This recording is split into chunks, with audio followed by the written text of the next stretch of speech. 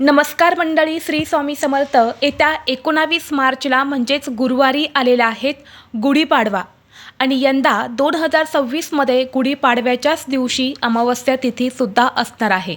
आणि म्हणून बऱ्याच जणांना प्रश्न पडला आहे की यंदा गुढीपाडव्याच्या दिवशी अमावस्या तिथी असल्यामुळे गुढी उभारावी की नाही, तसेच गुढी उभारण्याचा शुभ मुहूर्त कोणता असणार आहे. यंदा गुढी उभारण्यासाठी आपल्याला फक्त एकच शुभ मुहूर्त जो आहे तर तो मिळणार आहे आणि म्हणून त्या वेळेमध्येच आपल्याला गुढी जी आहे तर ती उभारायची आहेत. तसेच या दिवशी आपल्याला चुकूनही या एका रंगाचे कपडे जे आहे तर ते अजिबात घालायचे नाहीत.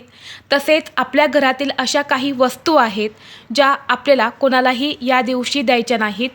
गुढीपाडव्याच्या दिवशी स्त्री आणि पुरुषांनी कोणत्या नियमांचं पालन करावं अशी ही संपूर्ण माहिती एका व्हिडिओद्वारे मी तुमच्यासोबत शेअर केलेली आहे.